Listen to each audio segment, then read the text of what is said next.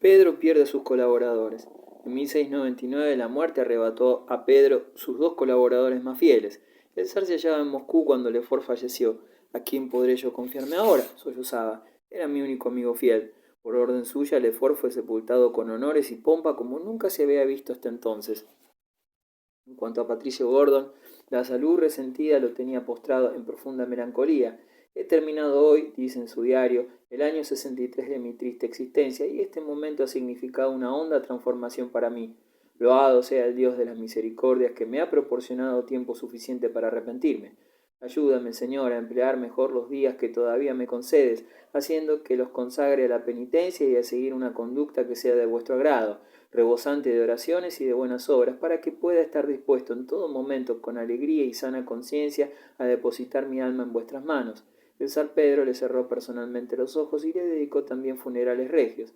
Desaparecidos Lefort y Gordon, el príncipe Alejandro Menchikov se convirtió en el principal colaborador del zar. Era un advenedizo de origen humilde, pero poseía excelentes cualidades y espíritu sumamente perspicaz, pero su insolencia y corrupción lo hicieron, en cambio, muy impopular. Lo llamaban el espíritu malo de Pedro. Guerra con Suecia. La lucha por el Báltico. La inagotable energía del zar Pedro se orientó hacia la realización del plan soñado por Iván el Terrible, abrir a Rusia una ventana a Europa por el Báltico. Firmó, pues, con Polonia y Dinamarca una alianza ofensiva contra Suecia. En marzo de 1699 practicó reconocimientos secretos en la región de Narva, la fortaleza sueca más poderosa del Golfo de Finlandia, y en agosto, concertada ya la paz con Turquía, Pedro declaró la guerra.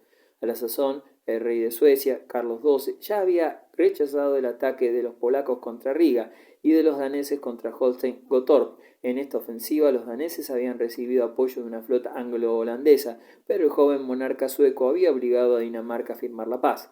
A fines de agosto, Pedro abandonó Moscú con un ejército de 30.000 a 40.000 hombres y los dejó sitiando Narva, al mando de un general francés, el duque de Croix. Pero el 20 de noviembre de 1700 las fuerzas de Carlos XII, 10.000 hombres, derrotaron en Narva a los rusos. Sin embargo, al contrario de las previsiones del zar, Carlos no sacó partido de su victoria. En lugar de dirigirse de inmediato hacia Moscú, encaminó sus fuerzas contra Augusto II de Polonia, a quien consideraba su más peligroso enemigo. De este modo, Pedro tuvo tiempo de recuperarse y organizar y entrenar un nuevo ejército. En 1701, Pedro se hallaba en condiciones de emprender de nuevo la guerra. Entonces se lanzó contra las provincias suecas del Báltico, donde Carlos XII no había dejado más que escasas guarniciones.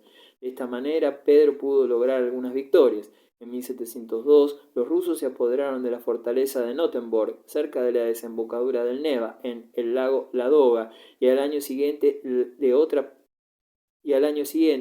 plaza fuerte, Mieszkaniec, en la misma desembocadura del río. Fundación de San Petersburgo. En el litoral del Golfo de Finlandia, fundó Pedro en una pequeña isla del Neva, la ciudad de San Petersburgo, el primer puerto ruso sobre el Báltico, y casi de inmediato comenzó la tarea de construir una flota en aquel lugar. San Petersburgo debía ser su nueva capital, aunque la comarca fuera una región pantanosa de clima insalubre. Las construcciones de San Petersburgo exigió enormes sacrificios, tanto en dinero como en hombres. Se reclutaron a la fuerza campesinos y obreros procedentes de todas partes del gran imperio para el establecimiento humano de la nueva capital, que el zar pretendía erigir tomando como modelo la ciudad de Ámsterdam. Una vez terminada de construir la ciudad, nadie quiso establecerse en ella. Fue entonces que el autócrata obligó a numerosos boyardos y burgueses a que abandonaran sus antiguas residencias moscovitas para construirse otras nuevas en San Petersburgo. Pero a pesar de tanto esfuerzo y sacrificio, para el pueblo ruso aquella nueva capital no representaba más que una ciudad puramente artificial, comparada con la de Moscú, corazón de la Santa Rusia, consideración de que Moscú había gozado y gozaría siempre. Las obras se iniciaron en 1703. La batalla de Poltava. Mientras Pedro conseguía aquellas victorias en las provincias suecas del Báltico, Carlos XII infligía serios descalabros a los ejércitos de Polonia y de Sajonia. En 1707, en virtud de la paz de Amstrad, el rey Augusto se vio obligado a renunciar a la corona polaca y a anular su alianza con Rusia. Entonces Pedro se encontró completamente solo ante un enemigo reputado como invencible. Durante algún tiempo todavía confió en que se llevara a cabo una alianza entre Carlos XII y Francia, dirigida contra el emperador de Alemania, esperanza que se desvaneció a fines del verano de 1707 cuando supo que los suecos abandonaban Sajonia para marchar contra Rusia. El rey soldado de 25 años de edad, que hasta entonces consiguiera una victoria tras otra en todas sus contiendas contra daneses, polacos y sajones, que había dispuesto de la corona polaca a su capricho y obligado al propio emperador poco menos que a someterse a él, trataba entonces de infligir al zar de Rusia idéntico castigo que al soberano de Polonia. En aquel preciso momento, el viejo Mazepa Hetman de los cosacos y eterno rebelde preparaba un levantamiento contra Pedro. Pedro se informó de que los suecos acababan de lograr una importante victoria cerca de Olofsving, en la Lituania oriental, pero no se abatió, sino que prosiguió estableciendo zonas defensivas en los caminos de acceso a Moscú y a San Petersburgo. En el otoño de 1708, el zar pudo celebrar la derrota infligida por sus tropas al general sueco Lewenhaupt, cerca de Lechzan. Las precauciones tomadas por Pedro habían contribuido en gran manera a esta victoria. La batalla de Lechna señaló un notable giro en la lucha sostenida entre Carlos XII y Pedro I. A partir de entonces cambió su rumbo la fortuna. La rebelión de Mazepa en las comarcas del sur acabó en fracaso. Luego, el terrible invierno de 1708-9 causó sensibles pérdidas a los suecos y por último, Carlos XII fue herido de tanta gravedad que no pudo mandar personalmente las tropas en la decisiva batalla del Poltava, entablada el 28 de junio de 1709. La victoria rusa fue seguida 2 días más tarde de la capitulación cerca de Perevoltin. El zar pudo escribir entonces: «Hoy, gracias a Dios, los fundamentos de San Petersburgo ya son sólidos». Pedro se encontraba entonces al frente de una coalición que agrupaba a todos los enemigos de Suecia: Rusia, Dinamarca y Polonia, Sajonia. En 1704, Prusia y Hannover se unirían también a la gran alianza antisueca. Más complicaciones bélicas. Cuando fue firmada la capitulación de Perevoltin, Carlos XII no se hallaba junto a sus hombres por haber buscado refugio en territorio turco. Desde allí, su acción diplomática suscitó al zar nuevas dificultades. Con la ayuda del Khan tártaro de Crimea, el rey Carlos supo convencer a los turcos de que declararan la guerra a Rusia. En consecuencia, Pedro se puso en campaña en la primavera de 1711 con la esperanza de anexionarse las posesiones turcas del Bajo Danubio, pero cuando se hallaba junto al Prut, afluente del Danubio, los 40.000 rusos de sus ejércitos se vieron cercados por 100.000 turcos y tártaros a las órdenes del gran visir. La catástrofe pudo ser evitada en el último momento gracias a la habilidad diplomática del vicecanciller Chafirov y algunas botellas de vino hábilmente repartidas entre los miembros del Estado Mayor turco. Los generales turcos dejaron escapar de tan frívola manera una victoria decisiva, perdiendo una ocasión que jamás volvería a presentarse. Apenas regresó a la capital turca, el general vencedor del Prut fue destituido y encarcelado, y sus más inmediatos consejeros no escaparon a la ejecución. Libre entonces para luchar de nuevo contra los suecos, Pedro decidió continuar sus operaciones de conquista y pillaje en las provincias del Báltico y de Finlandia, en tanto que sus aliados se apoderaron de las posesiones suecas en Alemania. En tan apurada situación, si Suecia pudo evitar la catástrofe en la Gran Guerra del Norte, fue gracias al terror que todavía inspiraba a Carlos XII y a la desconfianza recíproca de los aliados. Los restantes miembros de la alianza sospechaban que el zar Pedro pretendía beneficiarse de las victorias comunes. Termina la guerra. Pedro I decidió cambiar su línea política y aliarse con Francia, contando sellar dicho pacto por medio de los esponsales de su hija Isabel, de 8 años de edad, con Luis XV, que contaba a la sazón los mismos años. Con esta intención, el zar se dirigió en 1717 a la corte de Versalles, donde 19 años antes propusiera inútilmente un tratado de alianza, por el que Rusia se comprometía a sostener la flota mercantil francesa y a arrojar del Báltico a la competencia holandesa. Pero el rey Sol había rechazado entonces con soberbia aquel ofrecimiento de ayuda contra el enemigo común, el pueblo germánico. Pedro sufrió un nuevo desastre en su proyecto de alianza franco-rusa. La corte no sentía el menor deseo de desposar al rey de Francia con la hija bastarda de una antigua sirvienta. El hecho de que Isabel fuera legitimada mediante el oportuno matrimonio de su padre y de la tal sirvienta no cambiaba en nada la situación. Por otra parte, París mostraba todavía menos interés ante la perspectiva del establecimiento de relaciones diplomáticas entre ambos países.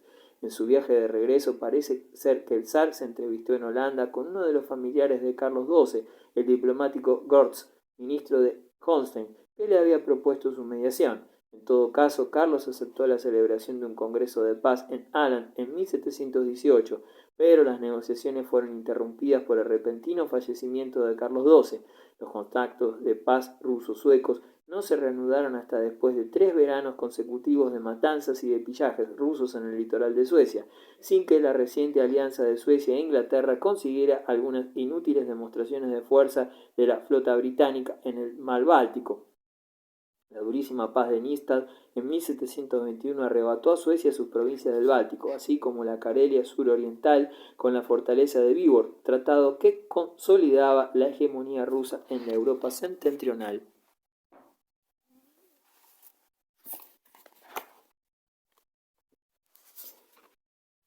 Felipe V de España. Pases de Utrecht. Inglaterra abandona la lucha. En abril de 1711, Luis XIV cursó un comunicado al primer ministro inglés Harley, proponiéndole las condiciones que aceptaría Francia para poner término a la contienda. Felipe V debía ser reconocido rey de España. Las Provincias Unidas podrían erigir una línea de fortificaciones para proteger su territorio y a Inglaterra se le concedían importantes privilegios comerciales. Harley no tenía, por supuesto, objeciones que alegar. Carlos VI poseía ya Italia y Bélgica, posesiones más que suficientes en beneficio de Austria. Proporcionarle además España y sus posesiones de ultramar hubiera representado resucitar el imperio mundial de Carlos V. El ministro inglés aceptó por consiguiente que el trono español quedara en manos de Felipe V. El gabinete de Londres firmó en octubre un acuerdo preliminar que otorgaba a Inglaterra no solo Gibraltar y la isla de Menorca, sino también Terranova y el monopolio del comercio de esclavos en la América española. Acuerdo muy ventajoso para Inglaterra, la forma como consiguió el acuerdo con Francia fue evidentemente escandalosa. Saint-John llevó las negociaciones prescindiendo en absoluto de sus aliados. De hecho, aquel acuerdo anglo-francés de octubre de 1711 equivalía a una traición con respecto a ellos. Podía muy bien reprocharse a Inglaterra que hacía causa común con Francia. Los Wright pasaron entonces a la ofensiva con el apoyo nada despreciable del elector de Hannover, a quien la ley de sucesión señalaba como futuro rey de Inglaterra. Las nuevas directrices políticas fueron bien aceptadas por los comunes, pero el gobierno no pudo lograr la mayoría de votos en los Lores. Swift, el famoso publicista, aportó en defensa del gobierno un libelo que en poco tiempo alcanzó los 11.000 ejemplares, donde alentaba a sus amigos con rasgos de humor macabro. Yo saldré mejor librado que vosotros, pues os van a decapitar y a mí me colgarán, así podré al menos llevar mi cuerpo entero a la tumba. La reina salvó la situación en el último momento, nombró una docena de nuevos lores. Era la primera vez que se aplicaba tal método en la política inglesa, y no sería la última. Las negociaciones de paz iniciaron en Utrecht en enero de 1712. Entretanto, los ejércitos aliados se hallaban de modo permanente en campaña, proyectando de continuo acciones militares para obligar a Francia a una total capitulación. Pero la Inglaterra de Harley y del ministro de Relaciones Saint-John jugó su base egoísta. Saint-John fue siempre un intrigante sin escrúpulos y parecía servir a todos los partidos. Cuando en los avatares de su carrera política fue a Francia, se refugió cerca de Luis XIV y colmó a este monarca de atenciones. Sorprendido, el monarca francés dícese que lo interpeló de este modo: «Es extraño que me prodiguéis tantos cuidados, puesto que, según tengo entendido, nosotros los ingleses no amáis a vuestros reyes». A lo que parece respondió Bolingbroke: «Sir, nosotros nos parecemos a aquellos maridos que, no amando a sus mujeres, parecen más empeñados en agradar a las de sus vecinos». El nuevo general en jefe británico recibió a Saint-John la orden de no combatir al enemigo. Los soldados ingleses no daban crédito a lo que estaban viendo, recibieron simplemente la orden de retirada. Entonces la mayor parte de los mercenarios extranjeros se pasaron al servicio de Eugenio, pero los ingleses no tuvieron esta posibilidad y, desesperados, aunque impotentes, no pudieron hacer otra cosa más que maldecir al gobierno que los arrastraba a tamaña deshonra. Añoraban amargamente a Marlborough, al cabo John, como le llamaban, con quien combatieran durante tanto tiempo y con tanta gloria en compañía de los holandeses y los austríacos. Mientras tanto, Saint-John, nombrado vizconde de Bolingbroke en verano de 1712, partió en misión diplomática a Versalles, en donde fue acogido con todos los honores, incluso el de que una célebre belleza francesa llegara allí a convertirse en su amante.